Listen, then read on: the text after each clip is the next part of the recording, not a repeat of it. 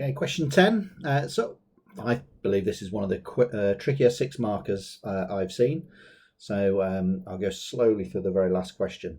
So the human ear can only detect frequencies below ultrasound and infrasound. Which of these gives the approximate range? So we know it's 20 to 20,000. I don't know why I've done that. 20 to 20,000 hertz.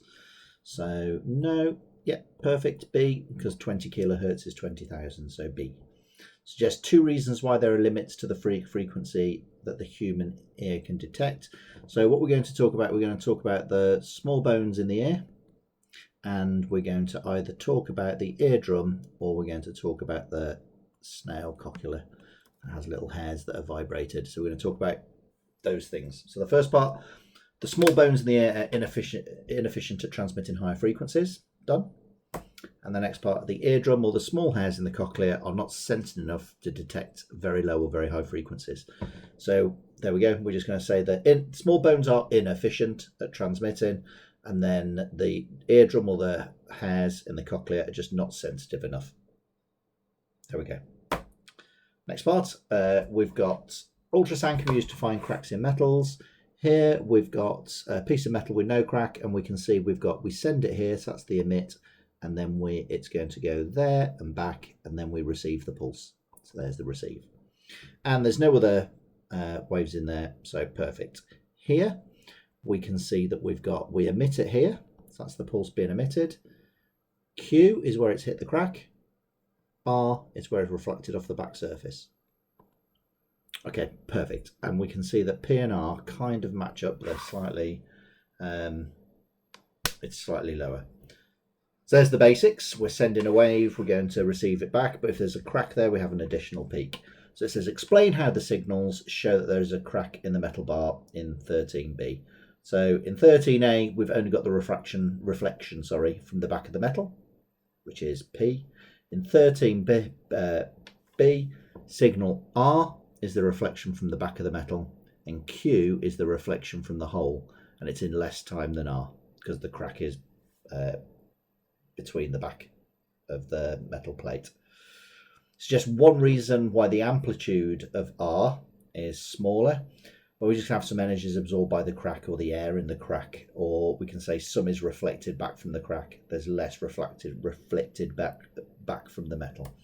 So some energy has been absorbed by the air in the crack, and some has been reflected by the front or the back of the crack, and therefore there's less being reflected from the back of the metal.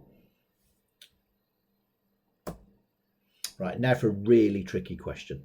So I've taught this a few times to you and gradually sort of worked through making them more and more difficult over time. This is a really tricky one.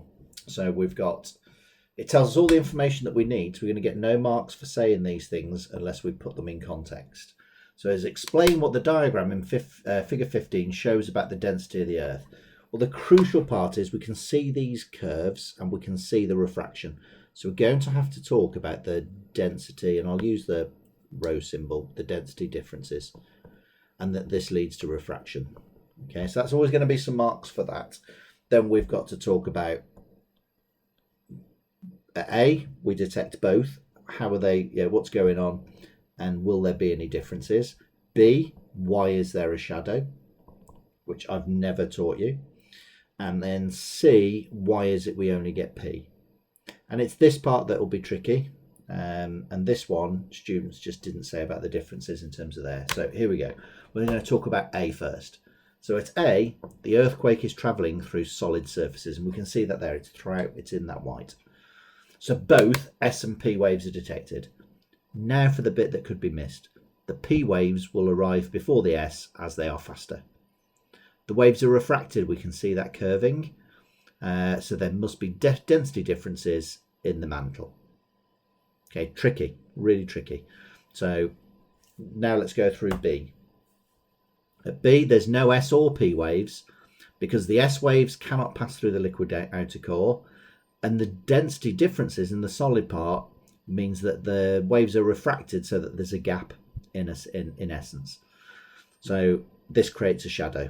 Okay, fine, that's B done. Now for C. There's no S waves as they cannot travel through the liquid outer core. That's a mark. Now for the next part though. The P waves will arrive at different times, as some have to travel through the solid inner core and will travel faster than those that were just refracted through the liquid outer core. And you'd have to see that. So we've got this part here. So the ultimate bit here is these are they're going to cover more distance because they've been refracted a number of times compared to these, and therefore we're going to have some time differences because different waves have got, due to their refraction, will have longer journeys. So if I go back and just rub all of this off and then summarize it without here, we've got both because they're traveling through a solid. The next part, P waves, will be before the S waves, and they're bent because there are density differences. So there's 3 marks, and that's for that. So it's going through solids. That's why both received. The primary waves will hit before the secondary waves, and they're bent because there's some density differences. B, due to the refraction, and so because some can't travel through there, and because of the refraction, this creates a shadow. That's B done. So we've got a shadow, and it's because the secondary waves can't go through, or let's not use that. So the secondary waves can't go through a liquid, and then due to refraction, we end up with some waves not being able to pass through. Fine. Now we've got C. We've got the idea that we've only got P because of the liquid core. So come on, pen, work, because of the liquid core. Fine. So we've only got P, no S, and because S can't go through liquids. Fine. But then the next part is, and there will be time differences because of the refraction. Some have more differences. So there's time differences because some will have a difference in the distance.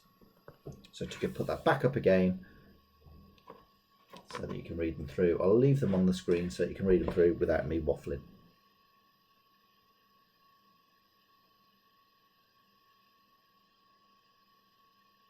Okay, and you can pause it there. Tough question.